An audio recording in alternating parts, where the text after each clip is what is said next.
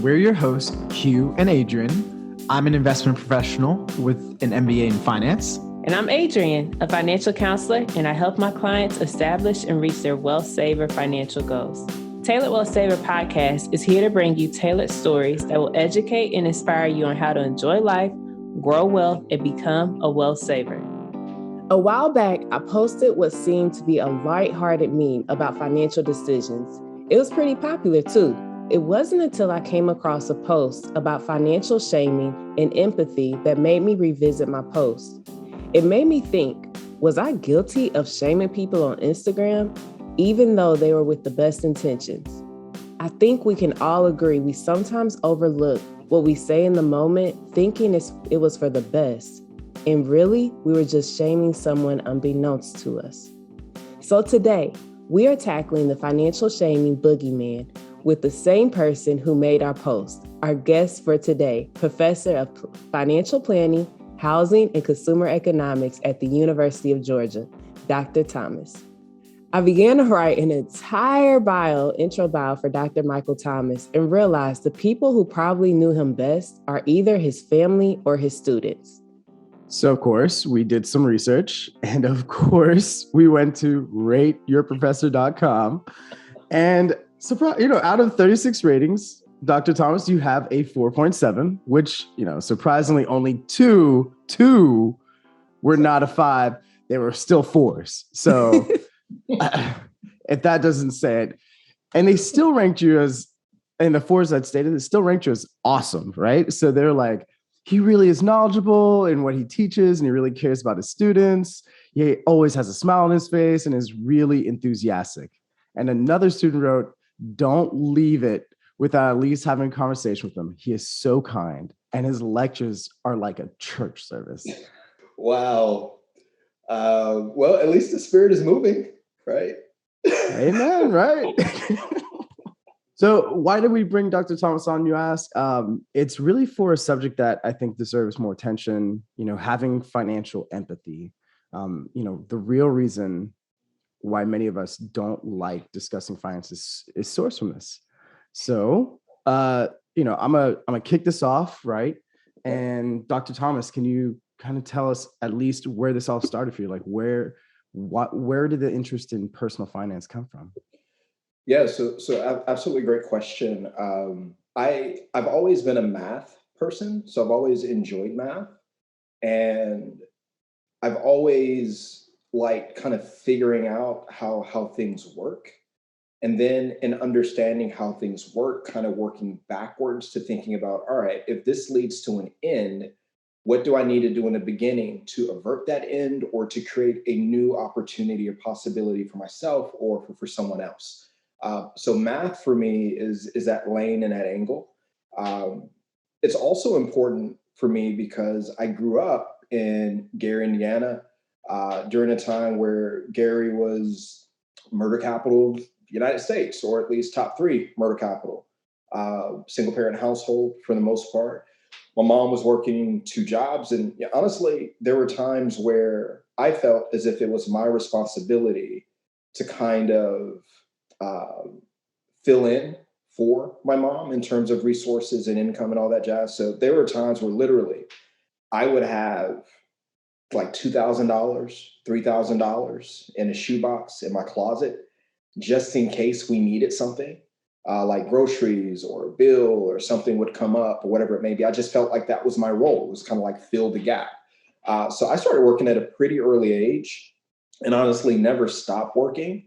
And my relationship with money was born out of a sense of responsibility and being prudent and wise with resources. And that's just kind of never left me, just based on my foundation. And for me, it's a natural evolution to kind of consider personal finance in terms of helping to establish a level of financial stability. But then even beyond that, how do we then move from financial stability to a wealth creation mindset? Then what does that look like? And then once we've created wealth, then how do we sustain it and how do we protect it? And then how do we create systems and culture to pass it on? So then it's sustainable intergenerational wealth, so on and so forth. So I like connecting all the dots and pieces, not just thinking about what are we doing today, but how do we prepare for what's coming when we provide the handoff? So that's a part of like some of my origin stories. And I guess some of my geekiness or nerdiness as it relates to engaging with the math and making it make sense, and then being able to communicate it to people in a way that maybe don't enjoy the math so that they can see the connections and just begin the process of just starting. What is financial empathy then? Yeah, so absolutely great question. So empathy in and of itself is a construct or concept that's been around for a very long time. So I don't take ownership for empathy. Um, However, I do take a little bit of ownership in terms of kind of like furthering this conversation as it relates to empathy within a context of an individual's financial life. And the reason why that was so important to me was because when you actually engage in this space and you work with clients and just human beings in general, you begin to realize that they have stories, just like the story I shared. And that story, based on how it impacted them, they then label that story. And based on how that story impacts their thoughts, their emotions, and their actions and their behaviors, and literally on autopilot for the rest of their lives. So what can happen actually is that then when we become adults, we can actually forget the event that occurred that we then labeled, that then we've kind of set this chain in action in terms of the way that we respond to things. So we forget the event, we just remember how the event made us feel.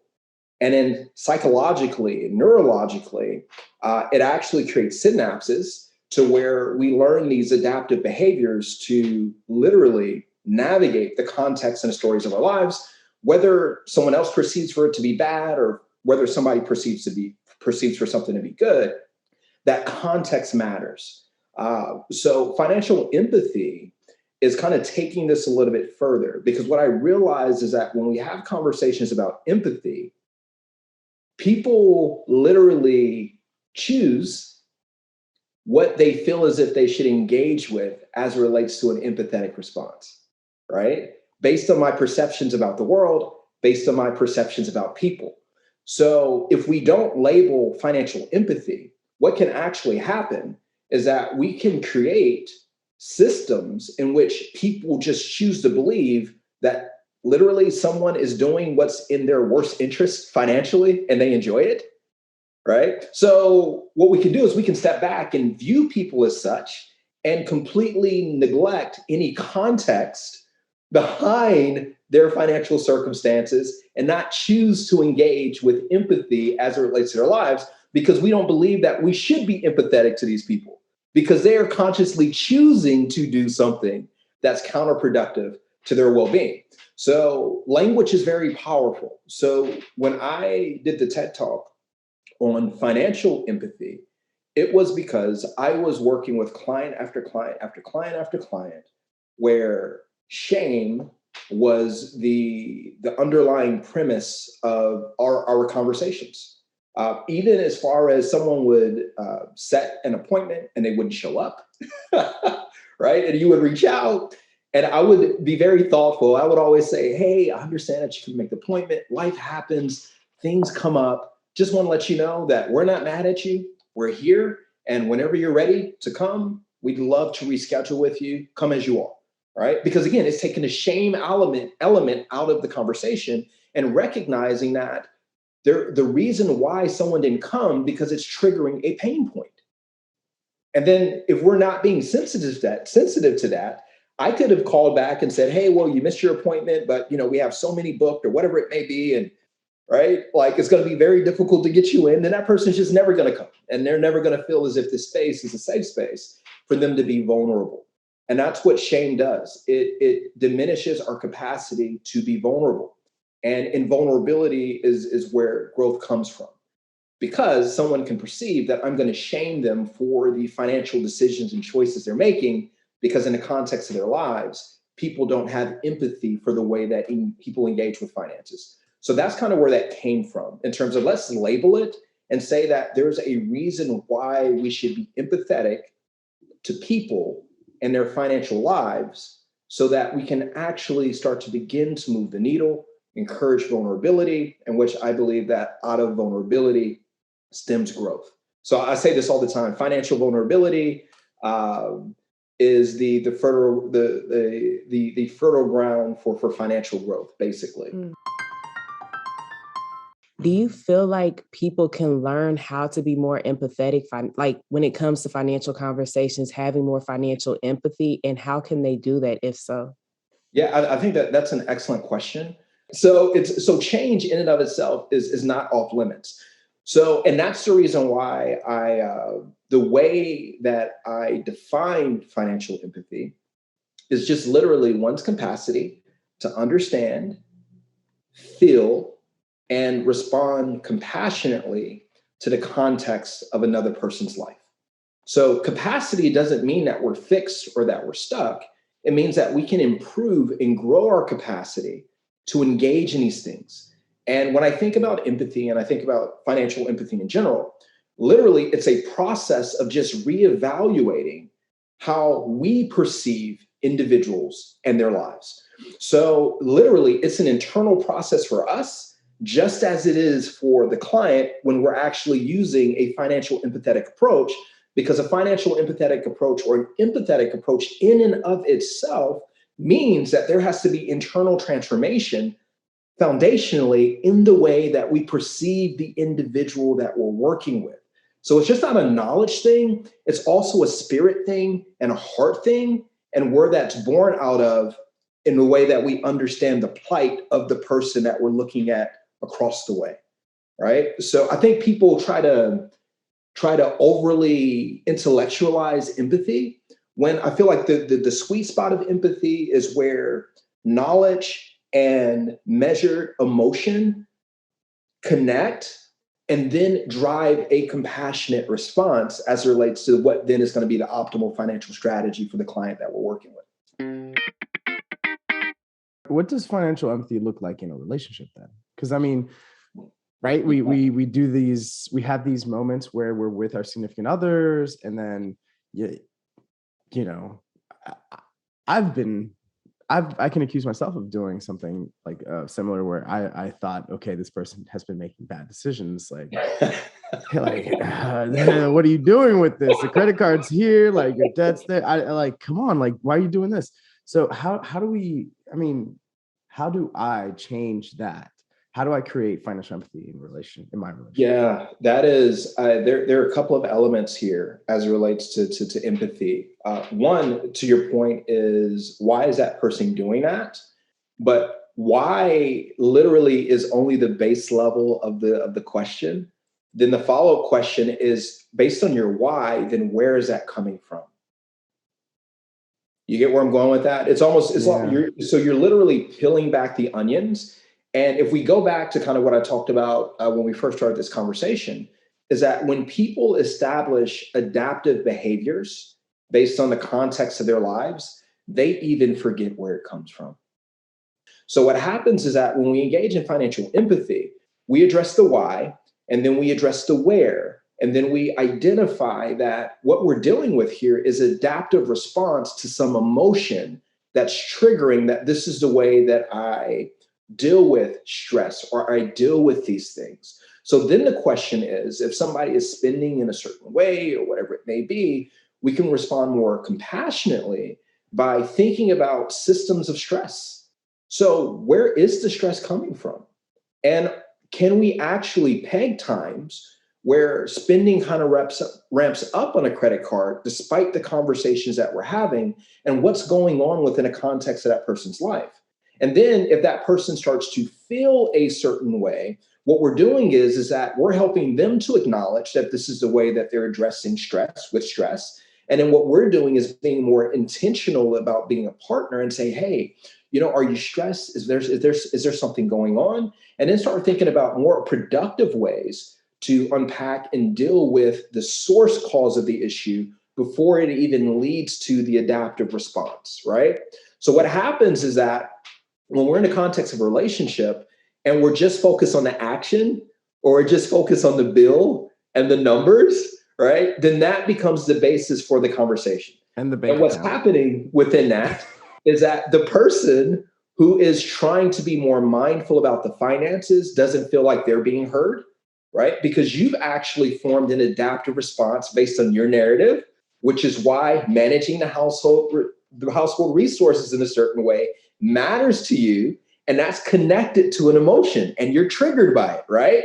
Yeah. Now let's think about someone who doesn't come from the same background and context and is triggered a different way, but the adaptive response isn't to manage the finances better, but is to use finances to address what I've been triggered by, right? So what happens is that when we have this conversation, one person on one end doesn't feel like they're being heard and cared about, and like their sensitivities aren't being met.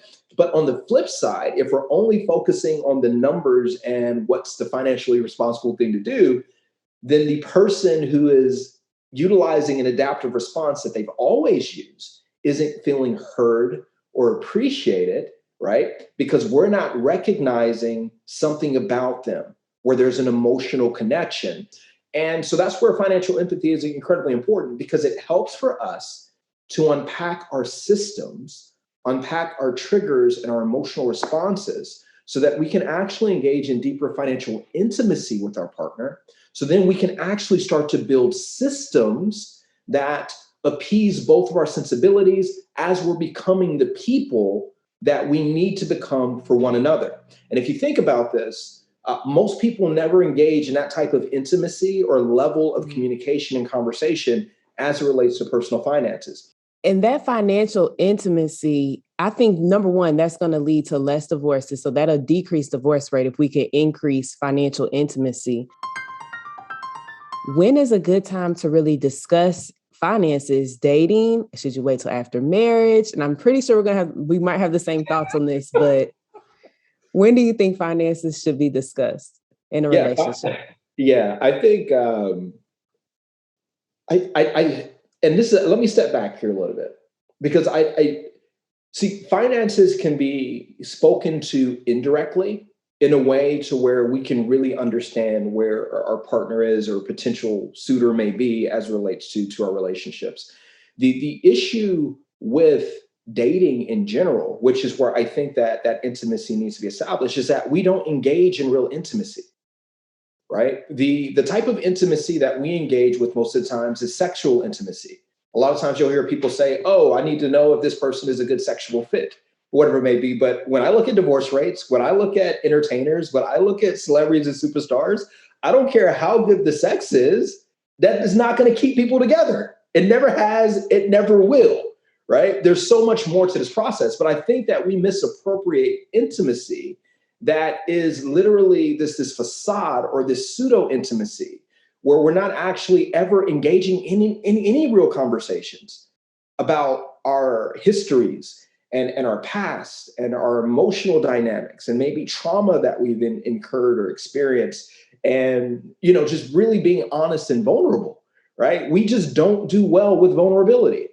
And the only time that we really engage with vulnerability is that when after the honeymoon phase is over, and then somebody does something that is triggering to us, and we have this adaptive response, whether it's the way that we communicate or the lack thereof or shut down, or the way that we engage with money and all these other different things. So absolutely conversations need to be had on the front end about money and resources, but it can't be just, hey, do you budget, or what's your credit score, right? I could have a 630 credit score, and the reason why my credit score isn't great is because maybe I'm just now starting a process to build my credit. I've never had credit before, right?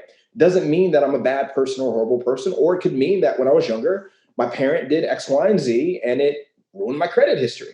Doesn't mean that I'm a horrible person. So what we do is we create these false conversations and narratives around trying to figure out whether or not we're fit, but we don't unpack the context, which leads to intimacy, and then ultimately having vulnerable conversations that help us actually to realize what are the origins behind these narratives and things, and whether or not I can see whether we can be a good fit and we can actually build together. And that's the piece. Like, we need enough intimacy in all phases of the game to be able to realize, can I build with this person? right? And I don't even think that we have those conversations, even beyond the financial conversation, but it needs to happen incredibly early, because wasting 15 years of marriage just to figure out that, oh, this person isn't for me. I always knew it. I always kind of knew it, right? But then that's costly, because we don't talk about this enough, but divorce is one of the biggest killers of wealth creation, point blank period, across the board. Huge. Right? And so having the conversation early, let's just say one of the optimal wealth strategies that we don't talk about enough is, how do we prevent divorce, especially for commingling assets, and then based on the state that we live in, whether there's community property laws and all these other different things. And in generally, states don't favor as much when it comes to dissolution in terms of men and women. There isn't like this equal footing always when it comes to how this stuff is navigating. So we need to actually understand contextually all this stuff, because the implications are huge. And there's a lot of legality things that we need to be mindful of, because marriage is a partnership. And you would never engage in investing in a business, that's my hope, without actually vetting and understanding something about the business and thinking about whether or not this is going to be profitable, right? So we can think about it the same way from a relationship. If I'm investing in this relationship, are we going to yield the type of returns that I'm hoping for based on our capacity to build together? But it can't be based on superficial conversations about money. It really needs to get into that intimacy, that vulnerability conversation about money, which is kind of spurred by creating space, which is financial empathy. So there is no judgment, and we can really assess whether or not there's capacity for real growth within this.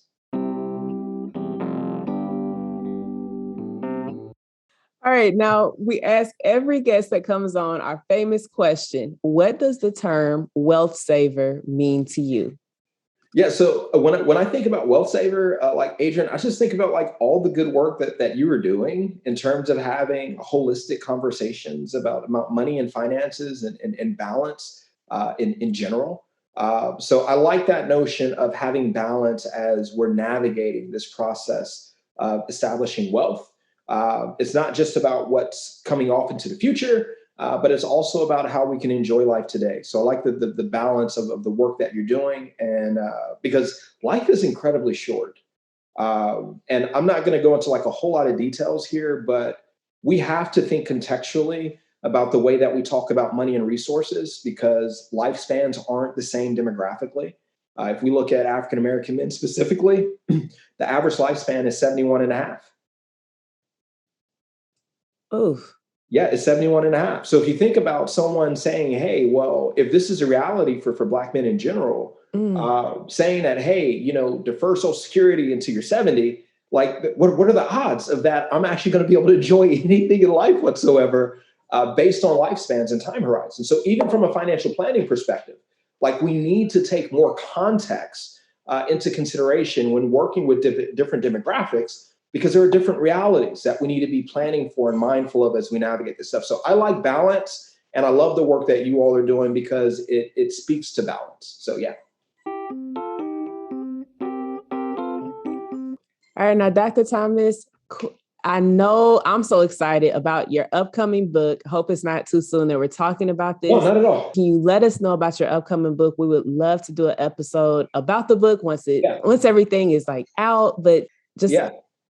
So the book that I've been working on is called Black Financial Culture, Building Wealth from the Inside Out. It is not a book that's going to walk you through ABC, how to budget, how to invest, and all these other different things. There's tons of resources that are out there for that. I will be creating a video series that accompanies the book, where we actually do go into detail on those concepts. And I'm going to speak to those ideas from research and Black narratives and what it means and why it's important for Black communities more specifically to engage in certain things, or the limitations of engaging in certain things that we need to be mindful of. Home ownership being one of those. As African-American, especially if you're buying in a Black community, home ownership can be a great thing, but you can't expect to see the same housing appreciation on your home being in a Black community that you would in a white community.